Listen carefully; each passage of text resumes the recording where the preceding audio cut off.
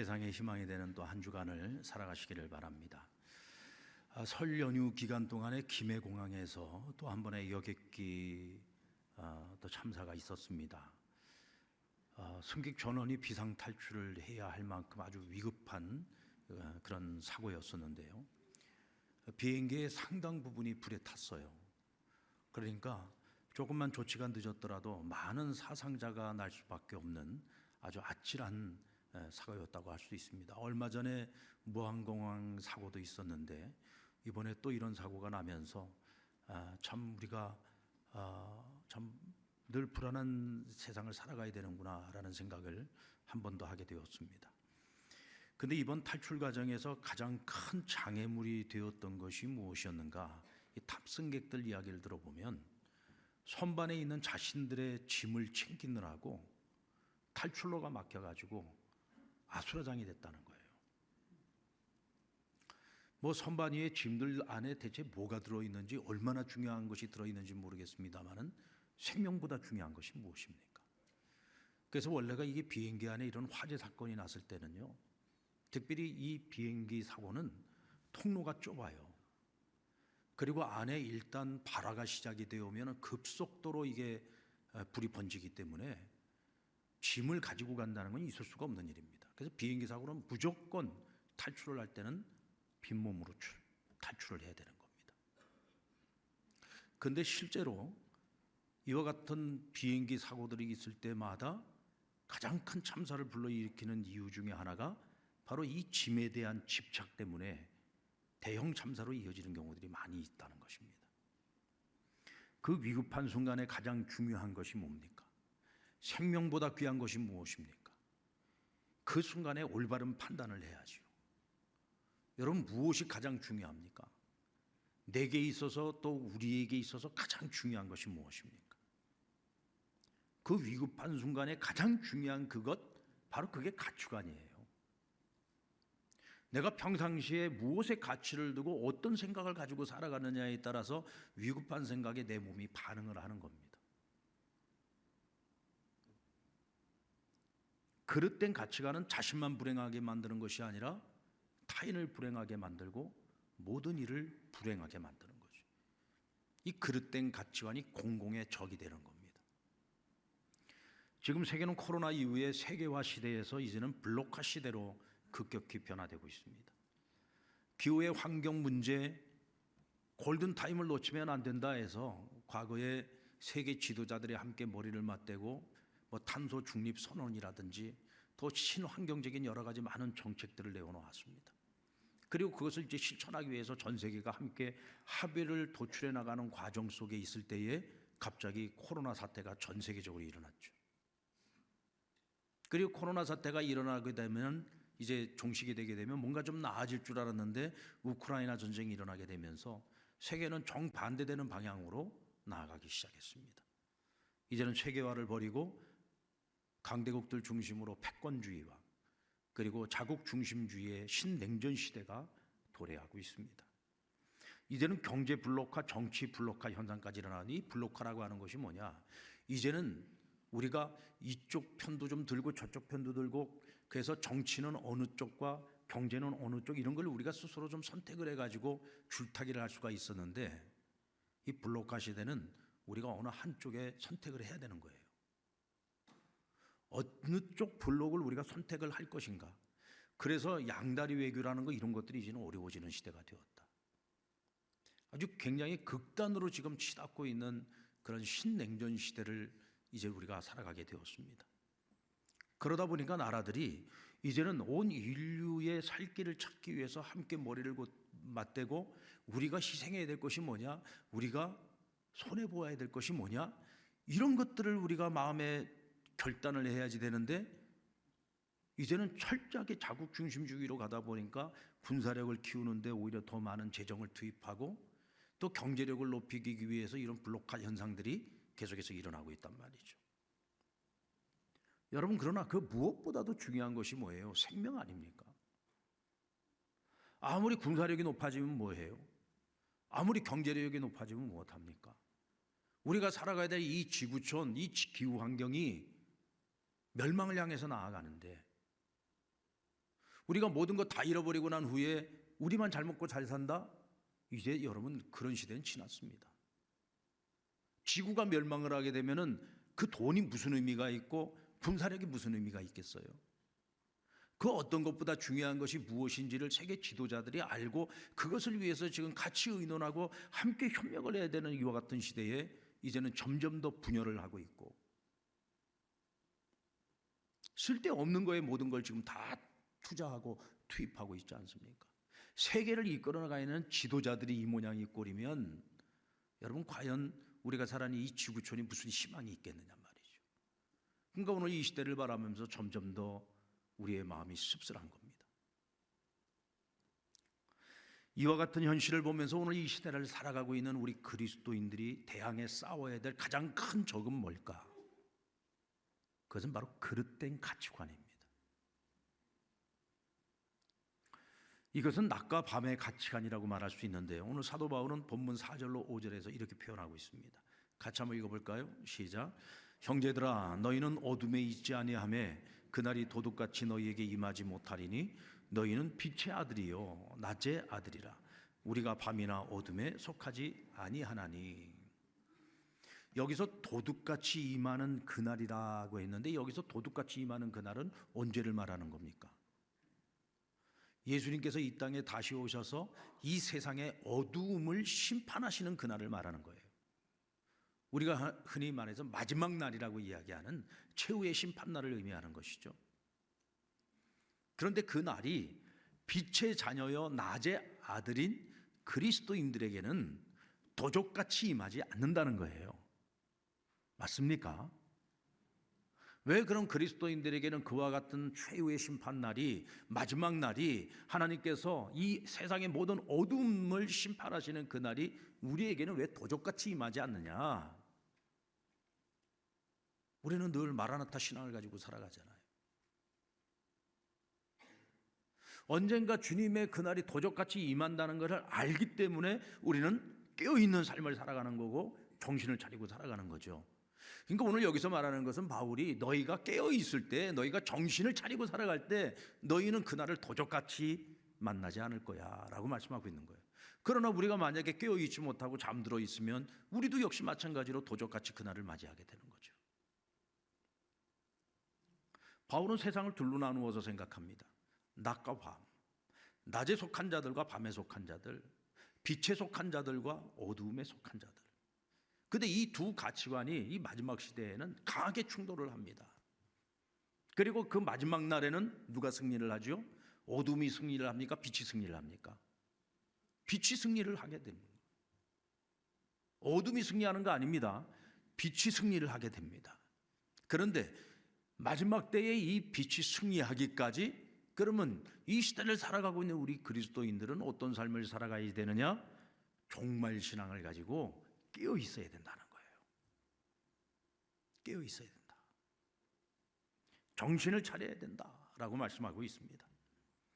어두움의 가치관은 어두움이 세상을 지배하고 정복하고 있는 동안에는 정말 강력한 영향력을 가지고 사람들의 마음과 생각을 지배하고 있습니다. 여러분 지금 우리가 살고 있는 이 시대를 보면은 뭐 남 생각할 것도 없고 우리 자신을 한번 생각해 보자고요. 여러분들 지금 정말 우리의 마음을 하나님 나라의 가치관으로 철저하게 무장하고 있습니까? 지금 전신갑주 입고 계시느냐 말이에요. 우리도 모르는 사이에 우리의 가치관이 이제 세상의 가치관이 들어와서 우리는 빛의 사람인데 자꾸 어둠이 우리를 잠식해 오고 있지 않습니까? 하나님보다 세상을 더 사랑하고 하나님 앞에서 살아가야 되는 우리의 기본된 모습보다도 오히려 세상의 즐거움들이 더 좋아요. 어느 순간 우리도 모르는 사이에 우리는 내가 진짜 그리스도인인가 세상 사람인가 이제는 그 경계선이 다 무너져 버렸단 말이죠. 왜 그럴까요?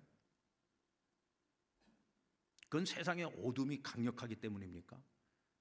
그런 영향도 있습니다. 이제는 정말 세상을 거부하기가 힘들 만큼 너무 세상은 매력적인 것들이 많고 즐거운 것도 많고 우리를 유혹하는 것들이 많습니다. 그럼에도 불구하고 여러분 오늘 우리는 우리가 어떤 존재인지를 바로 알아야 돼요. 오늘 나는 어떤 존재인가? 인간 세상에 죄가 들어오고서부터 세상은 언제나 다수의 어두움 속에서 소수의 빛이 세상의 희망이 되었습니다. 아담과 하와가 범죄하고 난 후에 하나님은 빛의 자녀인 하나님의 사람들을 통해서 어두운 세상 속에 하나님의 뜻을 이루어 가게 하셨어요. 그 소수는 마치 정말 눈에 띄지도 않는 지극히 작은 겨자씨처럼 지극히 작고 미약해 보이는 빛이었습니다. 근데 그 작은 빛이 어둠을 물리쳐요. 여러분, 빛은요 작고 크고와 상관이 없습니다. 아무리 칠흑 같은 어둠 속에 있을지라도 정말 지극히 작은 빛이라도요, 이 빛이 빛을 발하기만 시작을 하면 조금만 시간이 지나면 어둠은 싹 다 물러갑니다. 여러분, 내가 방문을 열고 들어가고 방문을 닫았을 때 칠흑 같은 어둠이 그 방 안을 가득 채우고 있습니다. 한치 앞이 안 보입니다. 근데 거기에 여러분 촛불의 불을 한번 딱 켜보세요. 지극히 작은 불이지만 이 불이 삽시간의 어두움을 물리치고 그 안을 밝게 비춰주지 않습니까? 빛은 크고 작고와 상관이 없습니다. 아무리 어둠이 크다고 할지라도 빛이 존재하는 한, 빛이 빛을 발하기만 하면 어둠은 다 물러가게 되어 있습니다. 오늘 이 땅을 살아가는 우리 그리스도인들은 바로 이런 빛과 같은 존재입니다. 예수님이 이 세상에 오실 때도 지극히 작은 빛으로 오시지 않았습니까? 세상의 모든 나라, 모든 민족이 있지만 그 중에도 가장 작고 미약한 팔레스타인, 그 중에서도 가장 작고 작은 고을에서 지극히 평범한 목수의 아들로 태어나셨고, 나사렛이라고 하는 정말 보잘것없는, 결코 선한 것을 기대하기 힘든 그런 동네에서 자라난 예수님이 3년의 공생애를 통해 세상의 어두움을 물리치셨어요. 스스로 십자가에 달려 인류의 죄를 대속하심으로써 죄사함과 구원의 길을 열어주시고 영원한 생명의 길을 열어주시지 않았습니까? 정말 작은 겨자씨처럼 이 땅에 오신 예수님이었습니다. 그러나 그 작은 불빛이 온 세상을 밝히고 오늘날까지 그 모든 어두움들을 물리치는 강력한 빛으로서 오늘도 그 역할을 감당하고 있지 않습니까? 그리고 그 예수 그리스도의 그 피값 위에 세워진 하나님의 교회, 오늘 이 교회가 이 세상에 빛이 되어서 우리가 그 빛을 잃어버리지만 않으면 세상이 소망이 있는 거예요. 그런데 만약에 교회가 그 빛을 잃어버리고 유명무실한 존재가 되어버리게 되면은 그 세상은 희망이 없는 겁니다. 어두움을 밝힐 존재가 없는데요, 무엇으로 그 어두움을 밝힐 것입니까? 오늘 우리가 살고 있는 이 세상이 어두움으로 가득하다면 그것은 이 땅의 어두움이 문제가 아니라 참 빛인 교회가 오늘 그 빛을 상실했기 때문이요, 빛을 발하지 못하기 때문인 거죠. 그러나 만약에 교회가 정신을 차리고 깨어 있어서 그 빛을 다시 발하기 시작한다면 아무리 세상이 어두워도 세상은 다시 희망을 가질 수 있습니다. 이를 위해서 교회는 오직 깨어 정신을 차려야 합니다. 우리 6절 말씀 같이 한번 읽어볼까요? 6절 말씀 시작. 그러므로 우리는 다른 이들과 같이 자지 말고 오직 깨어 정신을 차릴지라. 오늘 이 말씀에서 우리가 주목해야 되는 것은 오직 깨어 정신을 차리라는 겁니다. 여러분, 깨어 있는 게 먼저예요? 정신을 차리는 게 먼저예요? 깨어 있는 게 먼저예요. 깨어 있어야 우리가 정신을 차릴 수 있다는 겁니다. 깨어 있는다는 것은 뭡니까? 올바른 가치관으로 무장하는 것을 말합니다. 우리가 올바른 가치관으로 딱 무장을 하고 있으면은요, 어떤 상황이 펼쳐지고 어떤 환경이 내게 밀려와도 우린 거기에 흔들리거나 요동하지 않고 내가 가야 할 그 길을 걸어갈 수가 있어요. 근데 이 가치관이 제대로 안 서 있으면은요, 매 순간마다 흔들립니다. 이럴까 저럴까, 이럴까 저럴까. 예수님께서 십자가의 길을 걸어가시기 전에 겟세마네 동산에 올라가서 아버지께 마지막 기도를 드리잖아요. 그때 3명의 제자 데리고 올라갔습니다. 그래도 제일 믿을 만한 제자들 3명을 데리고 올라간 거예요. 예수님도 너무 힘드니까 그 제자들 보고 부탁한 게 뭐예요? 너희가 함께 나와 깨어 있어 주기를 부탁했잖아요. 나와 함께 깨어 있었으면 좋겠다. 그리고는 들어가서 1시간 동안 열심히 기도하시는데 피눈물 흘리며 기도하셨어요. 그리고는 제자들에게 돌아와서 보니까 이들이 깨어 있었습니까? 잠들어 있었습니까? 잠들어 있어요. 그 모습을 보고 예수님이 하신 말씀이 뭐예요? 아이고, 얘네들이 마음은 원인데 육체가 약해가지고 이렇게 깊이 잠들었구나.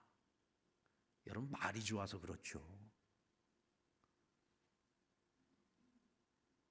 정말로 육신이 연약해서 잠들어 있는 겁니까? 아니요. 올바른 가치관을 가지고 있지 못해요. 정신 상태가 틀려 먹었단 말이에요.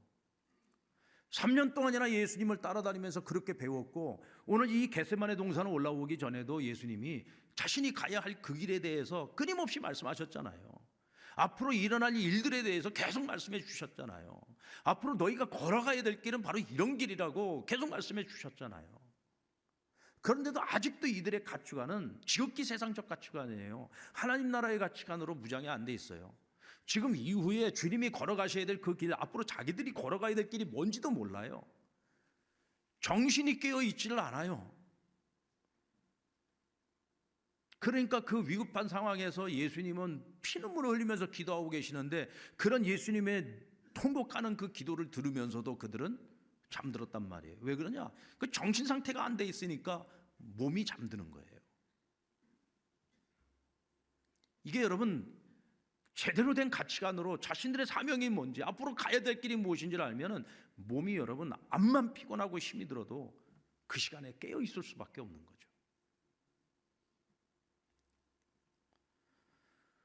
바울은 이를 위해서 믿음과 사랑의 호신경을 붙이고 구원의 소망의 투구를 쓰라고 우리에게 권면합니다. 자, 오늘 이 시간은 어두움이, 오늘 우리가 살고 있는 이 시대는 어두움이 지금 가득한 세상입니다. 이런 세상 속에서 우리가 흔들리지 않고 빛으로서 그 빛의 역할을 감당하려면 어떻게 해야 된다고요? 믿음과 사랑의 호신경을 붙여야지 된다. 그리고 구원의 소망의 투구를 써라 그랬어요.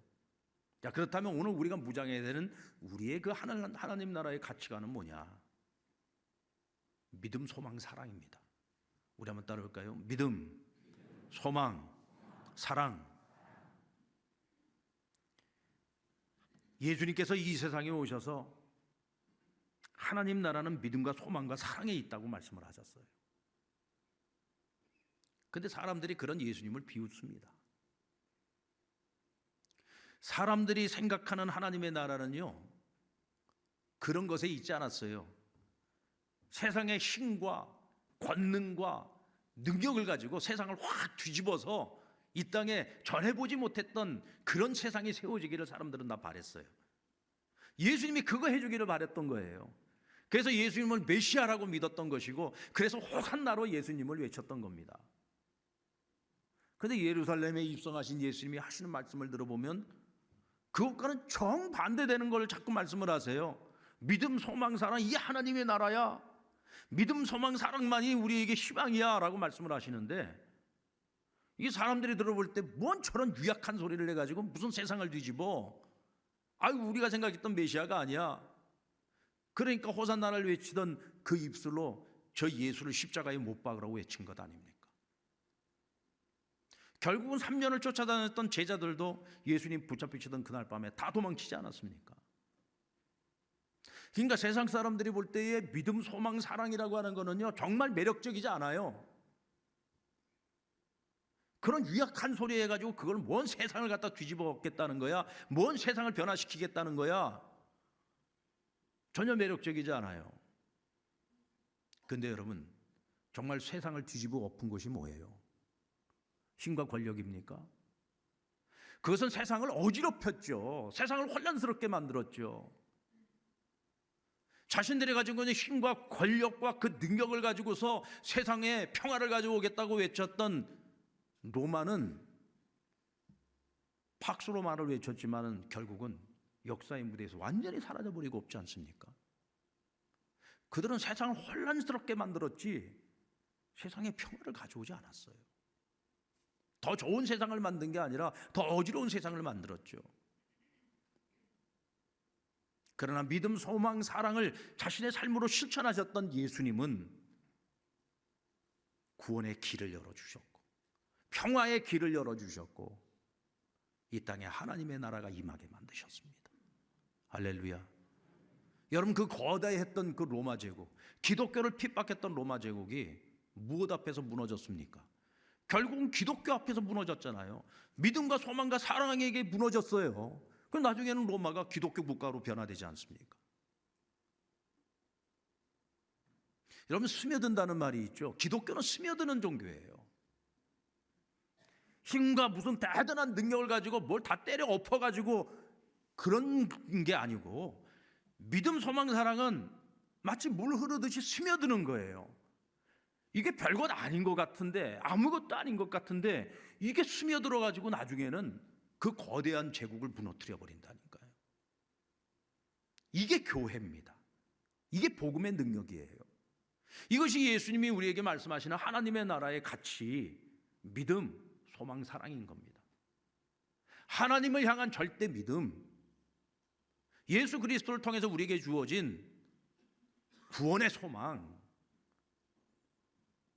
그리고 하나님께 사랑의 빚진 자들로서 우리가 이 땅에서 하나님을 사랑하고 이웃을 사랑하는 바로 그 가치관을 가지고서 우리는 세상의 빛으로 살아가야 되는 것입니다. 여러분, 믿습니까? 이를 위해서 교회는 종말신앙으로 무장을 해야 되는 거예요.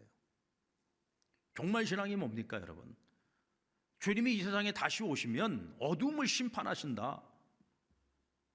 그날을 위해서 우리는 준비하며 살아가는 거예요. 그래서 종말신앙은 어느 날 어느 때만이 아니라 매일매일 하루하루 그날이 우리 인생의 마지막 날이고, 그날이 주님이 오시는 날일 수 있다는 마음을 가지고 단 하루도 허투루 살지 않고 깨어있는 삶을 살아가고 정신을 차리고 살아가는 것을 종말신앙이라고 말하는 겁니다.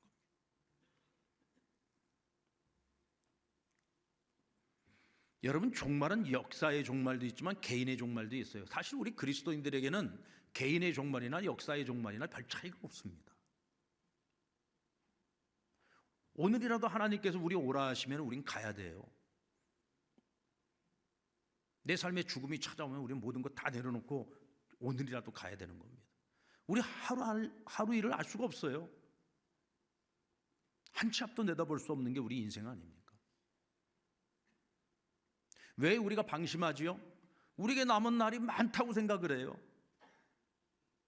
그래도 아직은 내게 시간이 있다고 생각을 합니다. 그럼 우린 방심하죠. 이건 종말신앙이 아니에요. 종말신앙은 언제든지 그날이 내게 온다. 그날이 오늘일 수도 있다. 지난 연말과 연초에 신학교에서 함께 공부했던 정말 절친한 친구, 목회도 너무 열심히 하고 너무 훌륭한 목사님인데, 얼마 전에도 만났어요. 굉장히 건강한 모습으로 만나서 목회 너무 잘하고 있고, 근데 함께 내년 사역에 관한 이야기도 같이 많이 나누고 그랬던 목사님인데, 갑자기 우리 같이 친한 친구들 목사님들이 이제 카톡에 연락을 올려놨는데, 보니까 갑자기 몸이 좀 안 좋아서 병원에 가서 검사를 했는데 췌장암 말기요. 또 저희 집사람하고 제일 절친한 친구가 있는데 그 친구 남편이 장로님이에요. 저보다 한 살 위인데 정말 훌륭한 장로님입니다. 그 교회 목사님이 정말 믿고 의지하고, 정말 그 교회 그 장로님이 일하지 않으면은 진짜 안 될 정도로 그만큼 아주 훌륭한 장로님인데, 갑자기 또 이 장로님도 췌장암 말기 선고를 받아. 그런 이야기를 들으니까, 야, 이게 참 우리가 그래도 내 나이가 지금 이 나이면 앞으로 그래도 살 날이 그래도 한 20, 30년은 남지 않았나 뭐 이런 생각도 하는데, 아니요, 그게 아니에요. 20, 30년이 남았어요. 우리 알 수 없다니까요. 다들 지금 60대 초반에 아주 젊은 나이들인데, 그 젊은 나이에 그런 일들이 일어날 거라고 누가 생각을 했겠어요? 그것도 평상시에 자기 몸을 관리를 제대로 못했던 사람들도 아니에요. 알 수가 없는 거예요. 그날은 여러분 우리 옆에 있어요. 멀지 않습니다. 그러니 우리는 우리에게 주어진 이 날들을 절대로 헛되게 살아갈 수가 없어요. 이게 종말 신앙인 거죠. 그래서 우리는 깨어 있어야 되는 거예요. 정신을 차리고 살아가야 되는 거예요. 모세는 시편 90편 10절에서 이렇게 고백합니다. 우리의 연수가 70이요 강건하면 80이라도 그 연수의 자랑은 수고와 슬픔뿐이요 신속기간이 우리가 날아간다. 우리의 날이 날아간다고 했습니다. 순식간에 지나간다는 거죠. 그러면서 하나님께 구합니다. 12절에 우리에게 우리의 날 계수함을 가르치사 지혜로운 마음을 얻게 하소서. 우리의 날을 계수한다는 얘기가 무슨 얘기입니까? 내 남은 날이 얼마 안 남았다는 것을 깨닫게 해달라는 거예요. 그래서 이 하루하루를 살아갈 때 결코 헛되게 살아가지 않도록 나에게 지혜를 달라는 겁니다. 여러분, 이게 종말신앙입니다. 오늘 저와 여러분은 이 종말신앙을 가지고 살아갈 때 깨어 있을 수 있어요. 정신을 차리고 살아갈 수 있습니다. 왜? 오늘이라도 하나님 오라고 해가지고 하나님의 심판대 앞에 섰을 때에 우리 부끄럽지 않아야 되지 않겠습니까?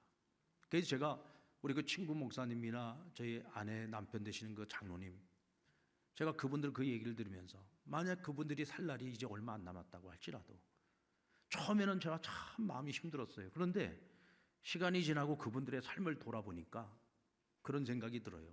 그래, 오늘 밤이라도 하나님 부르셔도 그들은 하나님 앞에 섰을 때에 어쩌면 행복할 수 있겠다.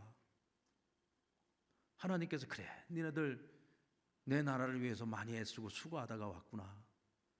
의의 면류관을 씌워주지 않겠어요? 하늘의 영광으로 그의 남은 날들을, 영원한 날들을 하나님 나라에서 살아가도록 이끄시지 않겠습니까? 여러분, 우리가 하나님의 심판대 앞에 섰을 때에 오늘 내가 그 자리에 선다면 과연 나는 어떤 평가를 받겠습니까? 적어도 이 땅에서 살고 있는 인연을 맺고 살았던 제가 그들을 생각할 때 그들이 이런 사람이라고 생각을 하고 있잖아요. 만약에 내가 그런 일을 당했을 때 누군가가 이창규 목사를 생각하면서 그래도 이창규 목사는 하나님 앞에 가서 이제 사랑받을 거야. 천국에서 그 하나님의 영광을 누릴 거야. 이런 평가를 받아야지. 글쎄. 아이고, 그냥만 천국 가서 이거 뭐 하나님 앞에 가서 제대로 평가 받을까? 뭐 이런 소리 들으면 되겠습니까? 그런 것들을 우리가 생각을 해보면은 허투루 살아갈 수 없어요. 깨어 있어야 되고 정신을 차려야 되는 거죠. 강물과 바닷물이 만나는 지점을 솔트라인이라고 부릅니다. 이 솔트라인은 수시로 변하죠. 가뭄의 때에는 물의 양이 줄어드니까 솔트라인이 강 위쪽에 형성이 돼요. 그런가 하면 비가 와서 수위가 올라가면 솔트라인은 하류에 형성이 되죠. 미국과 캐나다가 함께 품고 있는 로키와 같은 높은 산에 올라가 보면은 이 트리라인, 수목 한계선이라는 것이 있습니다. 이 수목 한계선 그 너머에는 나무가 자랄 수가 없어요. 왜냐하면 같은 산인데도 불구하고 이 수목 한계선 아래쪽으로는 아름드리 나무들이 그냥 쭉쭉 뻗어 있습니다. 그런데 그 위쪽으로는 나무가 자랄 수 없는 극한의 환경인 거예요. 그러니까 이런 곳에는 올라가면 만년설이 막 뒤덮여져 있고 풀 한 폭이 자라지는 못하는 거죠. 이 한계선이 어디로 가느냐에 따라서 한계선 너머와 한계선 그 아래쪽에 완전히 환경이 바뀌어지는 겁니다. 여러분, 모든 것은 한계선이 있어요. 그 선을 넘으면 전혀 다른 상황이 되는 것이죠. 신앙생활에도 솔트라인이 있습니다.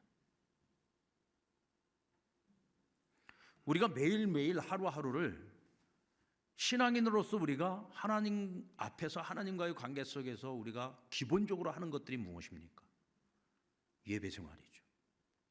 그 예배생활은 그리스도인이라면 이건 당연한 거예요. 무슨 특별한 것도 아니고 마땅히 하나님 앞에 드려야 되는 거잖아요.